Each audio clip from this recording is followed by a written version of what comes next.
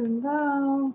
Good morning, good afternoon, good evening, whatever time of the day it is that you're watching this. How are you?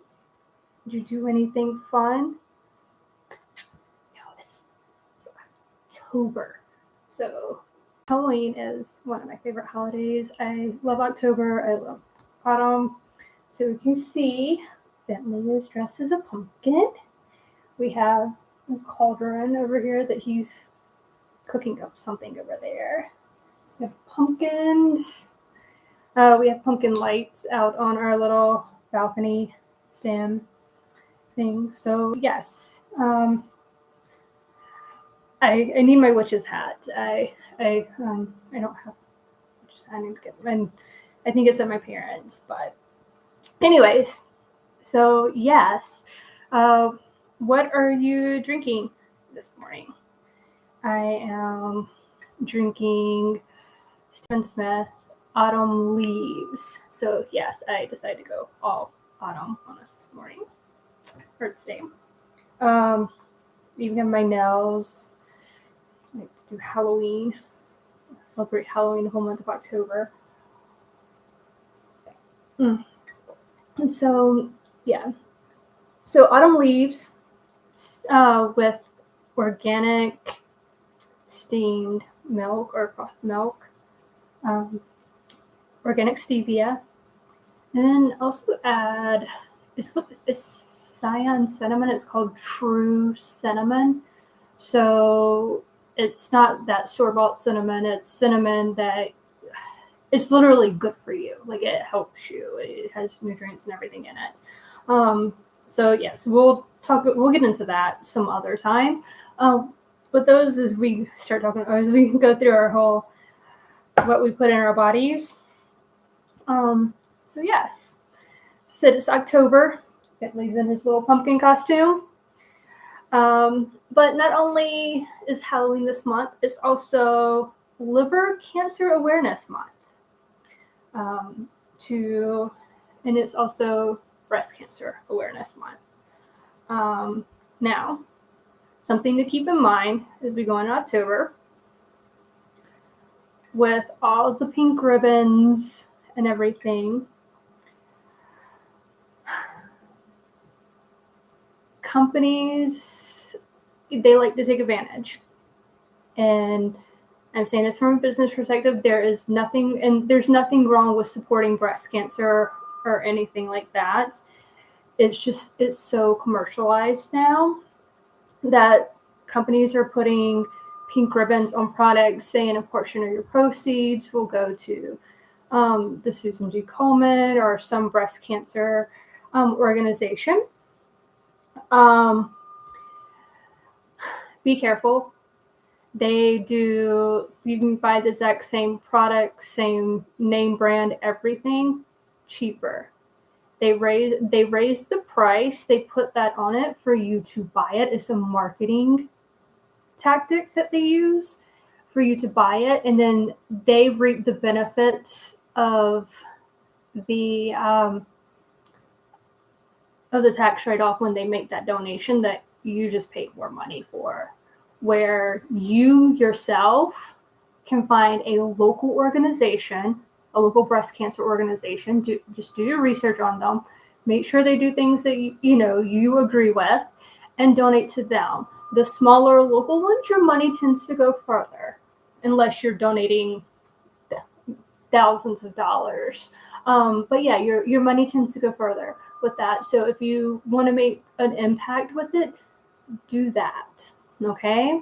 And then you get to reap the benefits of the tax write-off instead of large corporations who's making millions of dollars.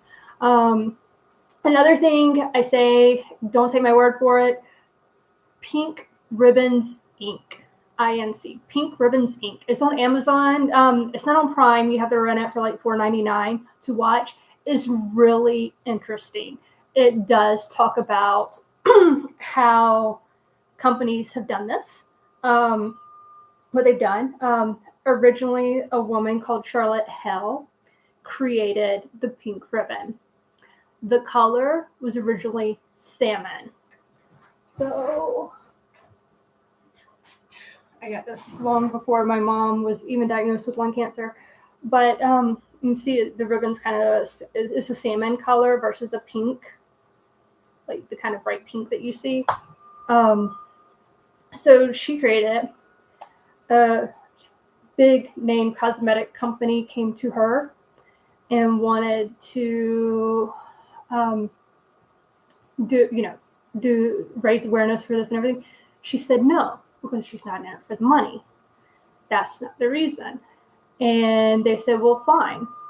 That's okay. We can still do it. We just got to change the shade of the ribbon. So that's where your bright pink ribbon comes in for breast cancer awareness. It's really interesting. Definitely take the time or spend, to watch it, even if you spend the $5 to rent it, or if you're a Prime member and have digital credit or whatever, but definitely watch it. It's very interesting. It was actually, if I'm not mistaken, I believe it was produced by Canada. I think Canada, someone, and because it was at the Toronto Film Festival and everything. So years ago, this was years ago when this was created, the documentary, but it's Pink Ribbons Inc. documentary. You can also buy it on DVD. You can watch it you stream it. So yeah, definitely look into that so you can kind of get the gist and understand, because I want people to raise awareness for breast cancer for the right reasons and make sure your money goes to what you want it to go to. Okay? Keep that in mind. All right. Now that all that's out of the way, so we're going to talk about all natural labels on food versus organic labels on food. Of course, the all natural label is the 100% all natural. It's like a green stamp looking. It almost looks like somebody stamped it. And of course, you have the USDA organic label for organics. So the question is, what is the difference with these, right? Because you would think both is good. Both of them are supposed to be good, right?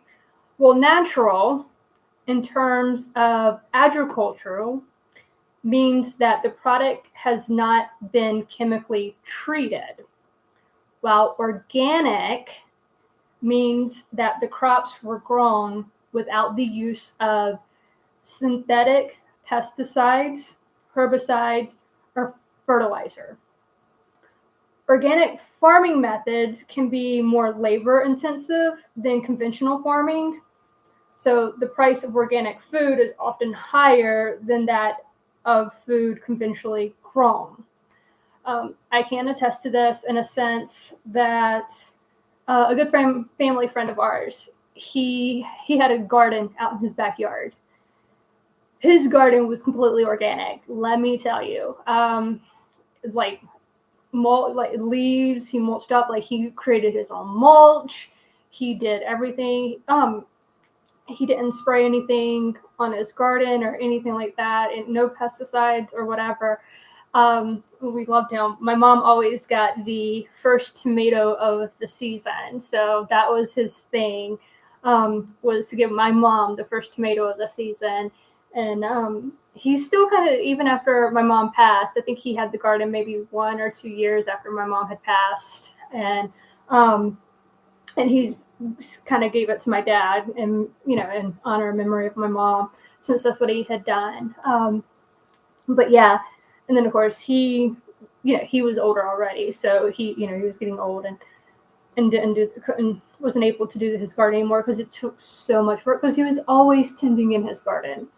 But yes, it can be a lot. So that also explains to you, because people were like, well, this is organic, why is it more expensive? And I totally get it.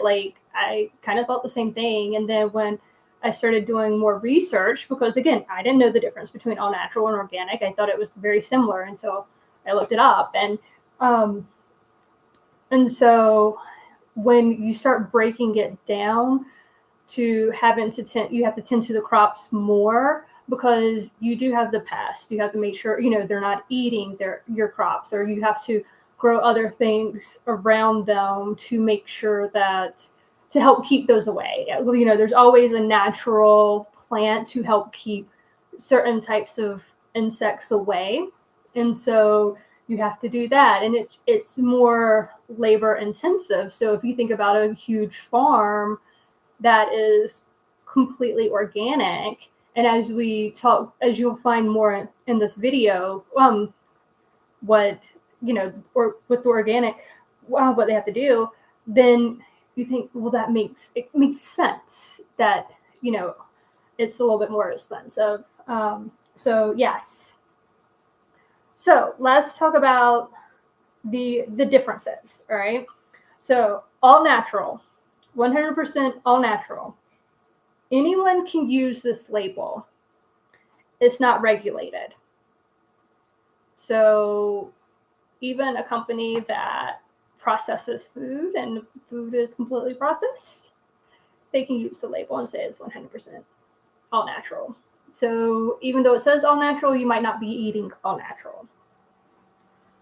The organic, the USDA is regulated with strict requirements. So for a farm to be USDA organic certified, they have very strict requirements that they have to check off, like boxes they have to check off for them to be certified. So you're getting organic when it's USDA organic certified. Okay. All natural. Ingredients from nature are considered natural, even if they are heavily processed. Think about that for a minute. All natural means an ingredient from nature. So like a blueberry, like if it has blueberries in it, that's an ingredient from nature. But if that blueberry's gone through a plant and has been processed and they added sugar and everything to it, to put it into a bar or whatnot, they can still say it's 100% all natural because it has something from nature in it.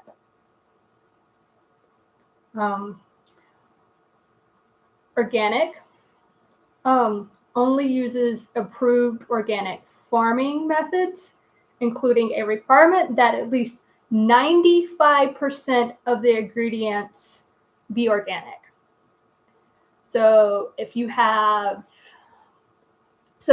not only their farming practices have to be organic, but the ingredients in 95% of the ingredients in something has to be organic.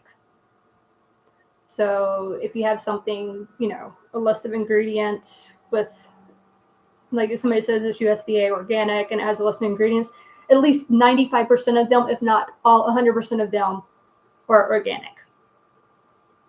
Okay. All natural.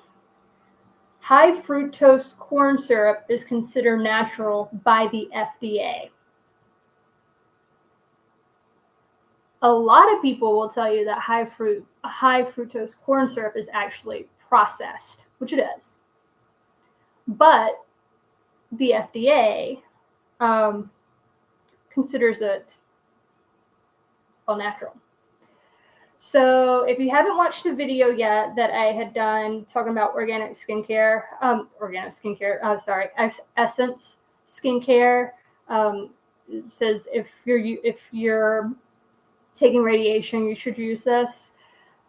If you go onto the channel and under video, it's like a short, I think 3-minute video, 3 minutes and some seconds video. Watch that. When I was talking to Jasmine, who is the founder and creator of Essence Skincare, when her and I were talking, which I did know this from previous things, but she was saying that with the FDA,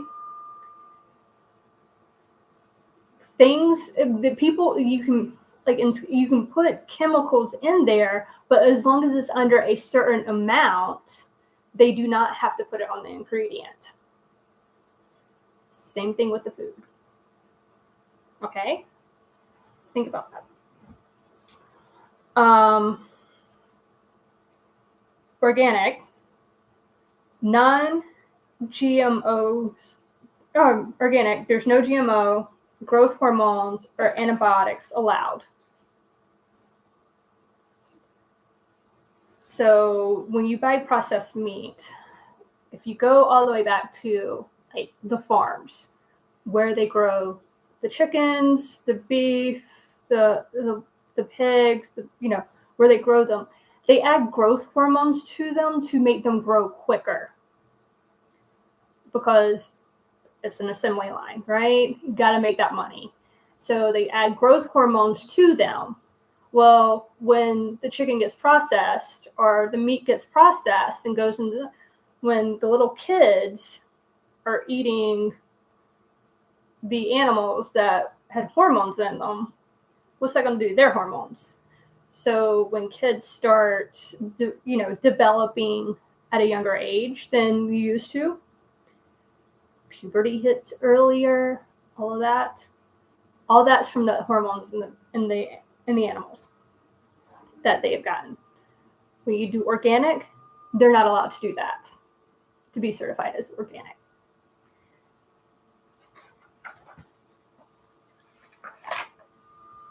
All natural, no regulations on treatment of animals or what they are fed.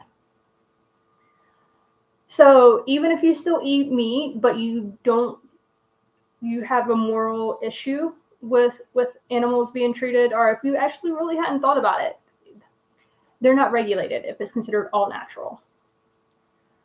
Whereas in organic, livestock must be fed organically and treated humanely. So I don't eat meat. I eat seafood, or should say I'm a pescatarian, so I'll eat fish. I like fish. But I stopped eating meat more for moral reasons. And no, I'm not saying you're immoral if you eat meat. I'm not one of those people. You do what is best for you, what you want to do. I don't judge people for how they eat. But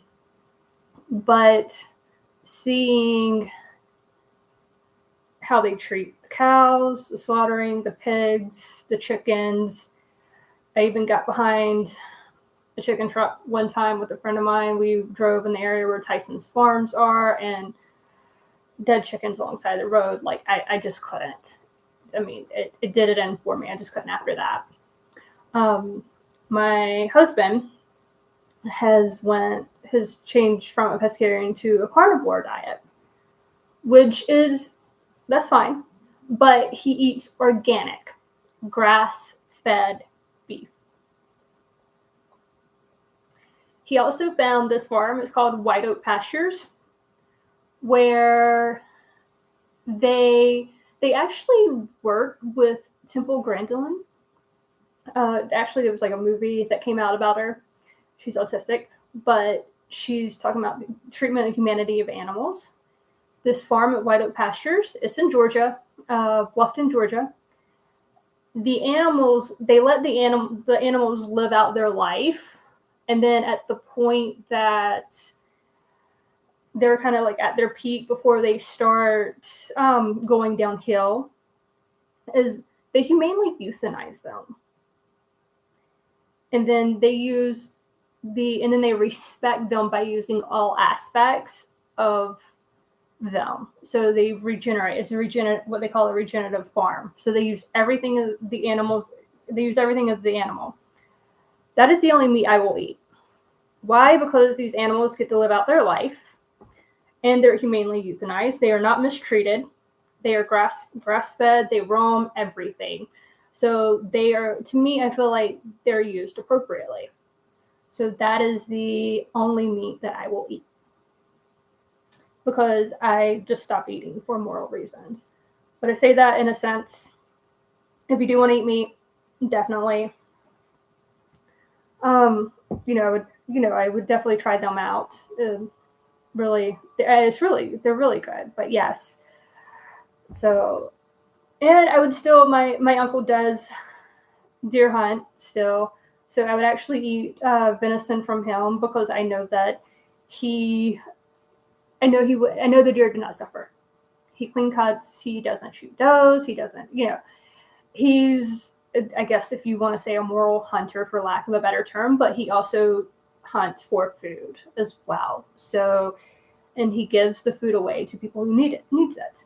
So yes, but anyways, that's just me personally. I'm not trying to tell you how to eat. I'm just giving you information. You need to decide what's best for you. Okay. So what I read to you is actually in a chart. I put the link in the description. Go look at the chart. It's really interesting because it has the 100% all natural on one side, the organic on the other, and it goes through the differences. And then the guy actually talks about and breaks it down even more, like why these things are on the chart and what they mean. So it gives more of a description and detail. It's really interesting. So, but whatever you eat, organic or not, just please, please, please wash it. Fruit, vegetables, or anything. Even if it says it's been washed multiple times, because sometimes you can buy the lettuce at the stores that was like triple washed or something like that. Still wash it. I read a book. It's called Silent Spring by Rachel Carson. And let me tell you, after reading this, I make sure I'm very conscious about washing everything. Yes. So I put the title of the book and everything in the description as well. But it can get a little scary, just to fair warn you. But yes, especially if you're one of these people that just kind of need something to kind of tick in the back of your head to remember washing, because I get it. We'll get in the middle of something and we'll do something, we'll forget thinking we already did it or whatever. But this book will definitely make sure that you have in your head that you wash this stuff.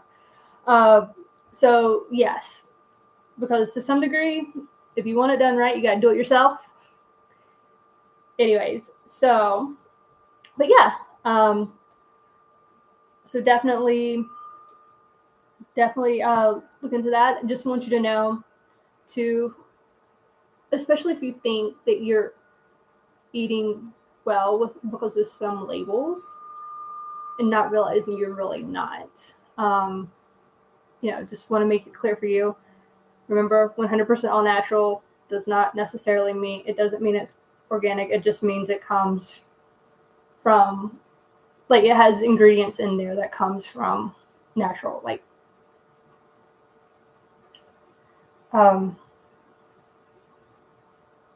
fruit, like blueberries or, stuff like that. But organic, it has to go through specific regulations. So, but make sure you do what's best for you, okay? So you do what's best for you, okay? Anyways, so until next week, take care of yourself, be safe, and thank you for watching. I greatly appreciate it. Definitely leave comments for anything, thoughts, questions. So, all right, and then next week we'll probably talk about sugar next week. So, yeah, that'll be fine. All right, until next week, we will see you. Enjoy your drink, and we'll see you under the willow tree.